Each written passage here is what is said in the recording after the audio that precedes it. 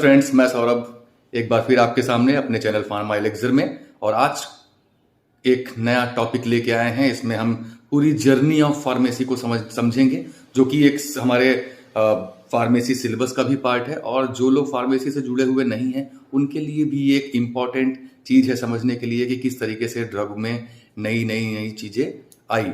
ठीक है, तो पहले मैं ब्रीफ इंट्रोडक्शन देना चाहूंगा कि फार्मेसी में वैसे मेन सब्जेक्ट्स क्या क्या होते हैं। जैसे कि एक सब्जेक्ट होता है फार्माकोलॉजी, इसमें हम बायोलॉजिकल स्टडीज करते हैं। दूसरी होती है फार्माकोग्नोसी, इसमें हम प्लांट्स के रूट सारे पार्ट्स को स्टडी करते हैं कि किस तरीके से वो केमिकल कंस्टिट्यूएंट में बदल सकता है। दूसरा होता है फार्मास्यूटिक्स, जिसमें हम डोजेस फॉर्म को डेवलप करते हैं। तीसरा होता है मेडिसिनल केमिस्ट्री, जिसमें हम मेडिसिन को डेवलप करते हैं। और इससे रिलेटेड और भी बहुत सारी चीज़ें हैं, जैसे बायोटेक है, माइक्रोबायोलॉजी है, तो उसको भी हम लोग फार्मेसी में स्टडी करते हैं। लेकिन हमारा थोड़ा सा फोकस आज इस पे रहेगा कि मेडिसिनल केमिस्ट्री के अंदर किस तरीके से चीज़ें डेवलप हुई, किस तरीके से आगे बढ़ती गई।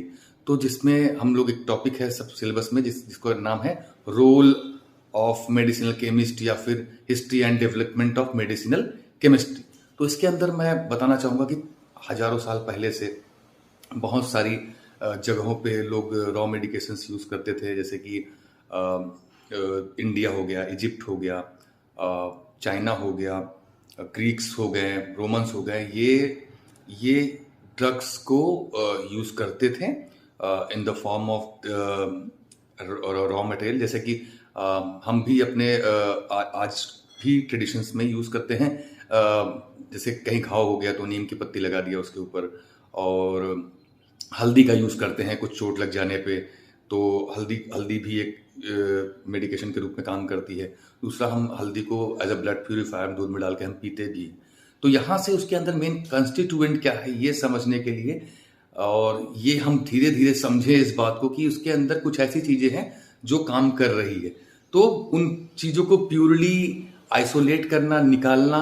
और दूसरी चीज़ सोयाबीन कर्ड का, चाइना में बहुत टाइम तक सोयाबीन कर्ड का यूज होता रहा है फॉर द वुंड हीलिंग, घाव को भरने के लिए और अल्सर्स को ठीक करने के लिए। उसी तरीके से साउथ अमेरिका में एक ग्रास पाई जाती है इपिका कुहाना के नाम से, जो कि डिसेंट्री में, लूज मोशंस में बहुत ज़्यादा यूजफुल है। और उसमें एक कंस्टिट्यूएंट होता है जिसको बोलते हैं एमिटिन। तो एमिटिन ही ये फंक्शन करता है। तो जब हम एमिटिन को हमने प्यूरिफाई किया, निकाला, तो हमें बाकी की और चीज़ों को जो इसके साथ चाहे तो हम कह लें इम्प्यूरिटी लग के आती है, वो उससे हम दूर बच सकते हैं। और इसी तरीके से फीवर के लिए बार्क ऑफ सिनकोना, ठीक है, मलेरिया में जो जिसका यूज होता है सिनकोना बार्क का हम लोग यूज करते हैं। और आपको जान के खुशी होगी कि India is the largest producer of cinchona barks. इस तरीके से हजारों साल पहले से ये चीजें हम रॉ एजेंट्स के रूप में हमारे पास थी। फिर बाद में जिस तरीके से हम केमिस्ट्री आगे बढ़ती गई, हम ड्रग्स को के केमिकल नेचर को समझने लगे। तो उस केमिकल नेचर को समझने के बाद हम फिर चीज़ों को आइसोलेट कर पाए और प्यूरिफाई कर पाए। जैसा कि बहुत सारी प्यूरिफिकेशन, पियरे जोसेफ एक दो साइंटिस्ट थे जिन्होंने बहुत सारे ड्रग का प्यूरिफिकेशन किया, जिसमें कि क्विनीन को प्यूरिफाई करना, कैफीन को प्यूरिफाई करना, और कॉल्चिसिन एक ड्रग होती है उसको प्यूरिफाई करना। इस तरीके से बहुत सारे ड्रग को उन्होंने प्यूरिफाई किया इन 1820। तो यहाँ से थोड़ा ड्रग और प्योर फॉर्म में हमें मिलने लगी। ठीक है, तो उसके बाद मैं बात करूँ और कैसे डेवलप हुई चीज़ें। तो डेवलपमेंट में आप सब जानते होंगे कोकेन नाम का एक पदार्थ, जो कि बहुत ही नशीला होता है। ठीक है, तो उसको जब साइंटिस्ट ने टंग पे रखा तो देखा कि टंग जो है वो पूरी तरीके से नम हो गई। नम का मतलब मैं बताऊंगा तो आपको, ये पूरी तरीके से सेंसेशन लेस हो गई। तो सेंसेशन लेस होने के नाते उन्होंने देखा कि पूरा एक लोकल एरिया जो था वो सेंसेशन लेस हो गया है। और यही से डेवलपमेंट हुआ लोकल एनेस्थेटिक्स का। जब कभी भी हमें छोटी मोटी सर्जरीज या फिर लोकल जगह पे सर्जरी करनी होती है तो हम लोकल एनेस्थेटिक्स का यूज करते हैं। तो आज तक जो जितनी भी ड्रग डेवलप हुई, ये 1884 में कोकेन को इस तरीके से सोचा गया, और कोकेन के बाद फिर जितनी क्लास डेवलप हुई लोकल एनेस्थेटिक की, वो यहीं से डेवलप हुई। इसके बाद डेवलप हुई ड्रग बेंजोकेन, जो कि बहुत अच्छी लोकल एनेस्थेटिक है। प्रोकेन डेवलप हुई। बेंजोकेन आपकी 1892 में डेवलप हुई, और बेंजोकेन 1905 में ये आई, जो कि बहुत ही अच्छी लॉन्ग एक्टिंग एक लोकल एनेस्थेटिक है। लोकल एनेस्थेटिक हम सब जानते हैं, नहीं जानते तो आगे मेरे और लेक्चर्स में इसको हम इलेबोरेटली डिस्कस करेंगे कि लोकल एनेस्थेटिक क्या होते हैं, किस तरीके से इनका फंक्शन होता है। लेकिन आप सोचिए कि एक छोटी सी जानकारी या फिर एक डायरेक्शन कि हमारा टंग पे रखा, टंग नम हुई, उसकी वजह से पूरी क्लास डेवलप हुई। और आज तक जो भी लोकल एनेस्थेटिक है उसके आगे इसके लिए ही केन लगाया जाता है, ताकि ये, क्योंकि ये कोकेन से डेवलप हुई है।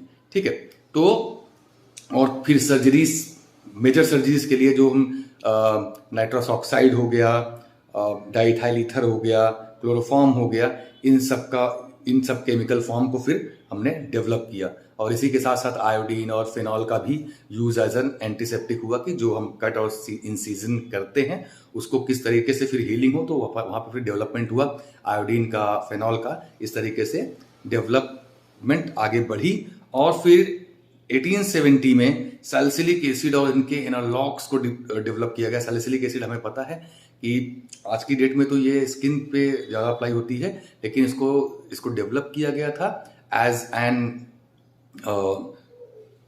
Non steroidal anti inflammatory drug के रूप में, ताकि ये फीवर या पेन को कम कर सके। ठीक है, तो इसके बाद ही डेवलपमेंट हुई एक ड्रग जो हम सब के लिए बहुत ही कॉमन है, वो है पैरासीटामोल।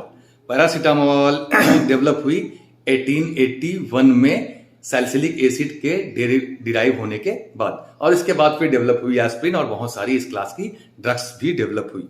ठीक है, अब इसी के साथ जब हम आगे बढ़ते गए हैं, कहां से रॉ चीजों को यूज करते करते अब हम केमिकल फॉर्म पे आ गए हैं। आज की डेट में वैक्सीन और सारी चीजें हमारे डेवलप हो चुकी हैं। ठीक है, सारी चीजों का हम यूज करते हैं। उसमें जो सबसे बड़ी डिस्कवरी उस टाइम पे सामने आई वो थी पेनिसिलिन की, जिसने पूरी तरीके से एनवायरमेंट को और इस फार्मेसी फील्ड को चेंज करके रख दिया, और ये दिखाई ताकत की एक नई ड्रग की डेवलपमेंट से वॉर्स तक जीते जा सकते हैं। और सेकेंड वर्ल्ड वॉर में इसका यूज करके, पहले तो ये बता दें कि ये डेवलपमेंट जो पेनिसिलिन की हुई है अलेक्जेंडर फ्लेमिंग के द्वारा 1928 में इसकी डिस्कवरी हुई थी, और ये चलन में आया इस एंटीबायोटिक का use in the second world war 1935। और उसके बाद जब ये ड्रग और डेवलप हुई तो वहां पे जो वुंड्स होते थे सोल्जर्स को, उसकी हीलिंग के लिए बहुत ही कारगर ड्रग साबित हुई पेनिसिलिन। और इसके बाद जो ड्रग की डिस्कवरी हुई वो थी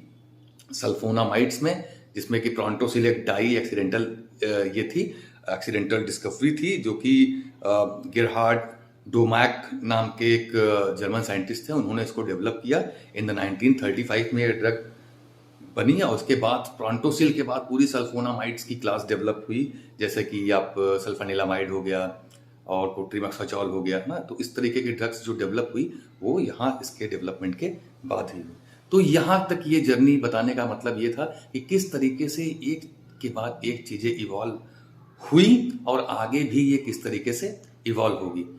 थैंक यू आपका सपोर्ट देने के लिए और इस वीडियो को पूरा देखने के लिए।